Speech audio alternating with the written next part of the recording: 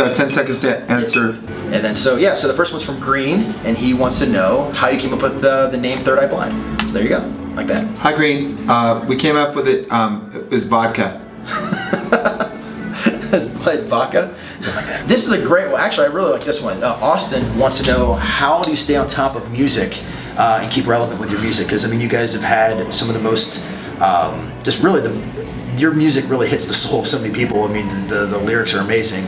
How do you stay on top of that when things change? Well, it's true, but how do you stay on top of that with things changing so much? But Austin wanted to ask that too, so if you want to, that's a very deep question to answer in 10 seconds. But if you give it a shot, we can always re-edit it. His name's Austin. So, no re-editing. No re-editing? No, that's the whole 10-second thing. It's just, you gotta just do it. Oh, well, then we'll do that. All right, go. Green? Green. Green. I only listen to new music. I'm not nostalgic. I never listen to old music. I only listen to new music all the time. Thank you. Oh, is that Austin? Oh, is that Austin? Crap, that was Austin. Oh well. So we'll just do another one and say it was Austin. Yeah. No, we'll just fix the next one. Yeah. Let's see. Oh, actually, Lauren wants to know your thoughts on Jim Carrey singing his version Jumper on Yes Man, and did he ask your permission to do that? What was the guy's last name? Austin? Austin, yeah. Okay. So, okay. Oops, I called Last Guy Green. His last name was Austin. I never saw the Jim Carrey thing. I have no idea what it's like, but I hope you enjoyed it. I don't know. One person wanted to know, Law wanted to know how you came up with do do do do do do do do. Okay, Law. Okay. It's a response to Walk on the Wild Side that goes do do do do do do do do do do. It's my version. That's actually awesome. Actually, I never knew that. Sarah, do you drink Slurpees? Like Slurpee, 7-Eleven Slurpees? Do you drink those? You don't? Okay. Why is she asking? She wants to know what your favorite flavor is. But why are you asking me in advance? What's that? It's not supposed to work that way. Oh, okay. You're supposed to just ask the question. Okay. Sarah wants. All right. Sarah Spontaneous. He's trying to protect me. I'm trying to prepare you. He's protecting me from my public. It's good. You have. That's his job, really. But I think of you. I know. I care for you. Actually being my own bodyguard, and you're like, you got this protective urge. It's sweet. I try to be nice. I don't try to be one of those people like kids. Okay. Well, Sarah wants to know what your favorite flavor of Slurpee is. I wouldn't be caught dead drinking a Slurpee. Everything in that will kill you. Please stop drinking them and never go to 7-Eleven. Mom and Pop. So obviously you're not working on a 7-Eleven endorsement. No. What was the inspiration for If I Would Understand? Sorry, I'm messing up. You know what I'm talking about. I'm messing up the reading. I Would Understand? Yeah. I Would Understand comes from Jumper. It was a kid who was gay in high school and jumped off the bridge, and this is what I would have said to him if I had the chance. Let's see. Jack wanted to know, did your friend ever step back from the ledge? But apparently no, because that's really, after seeing that answer, I feel like a dick for asking that now. You see, there you go. You just ask him. I know. Okay. Do you want me to answer that one? Okay, so we'll do. Jack wants to know, did your friend ever step back from the ledge? Sorry. No. Jack, that was for you. Yeah. Diamond wants to know your most memorable experience on the road. Several come to mind, none of which I'm going to tell you. That's the road rules. One more. Kel wanted to know what got you into music. Pulling out pots and pans got me into music. I was 5 years old, and I've been hooked ever since. There you go. On the I like the inability to ponder. It's good. No net. No net? Really? Tell me a little about this album, this new album. You said you're working on the new video, and you're actually working on it while you're in Denver. So can you tell me a little more about the new album? Oh yeah.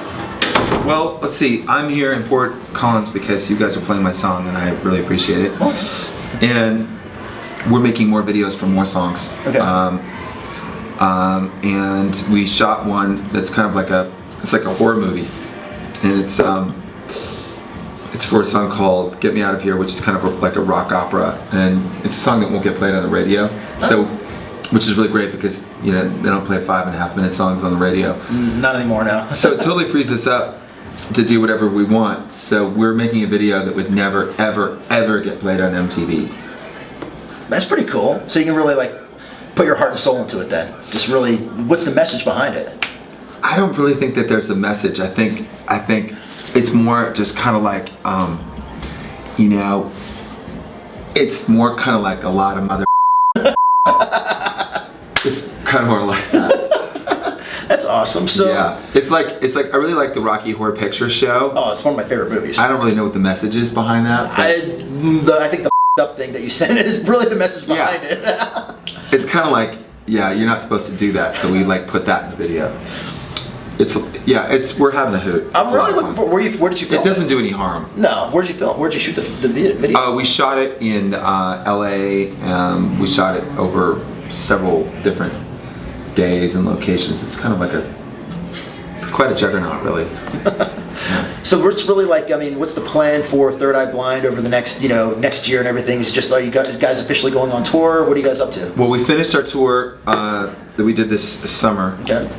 where we played the Fillmore in Denver. That's as close as we got to Fort Collins.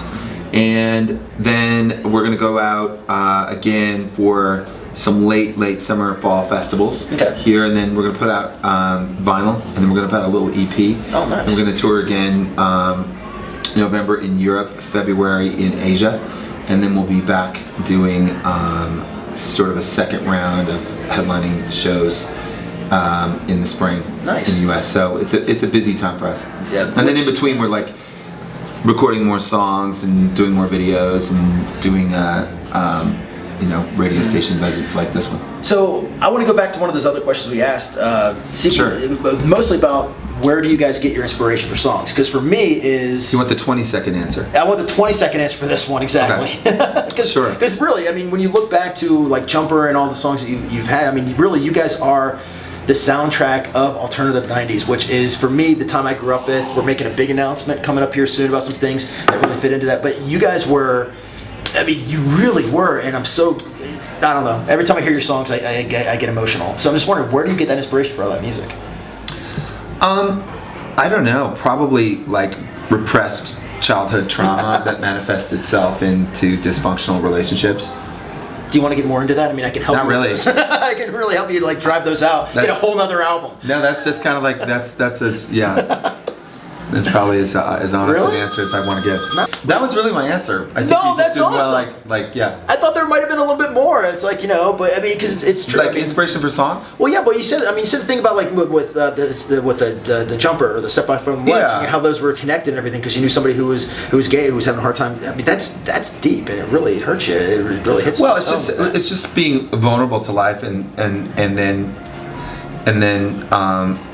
I think if you navigate things through music, then you can. It's possible to cultivate an ability to listen to what you hear and translate that into music. Yeah.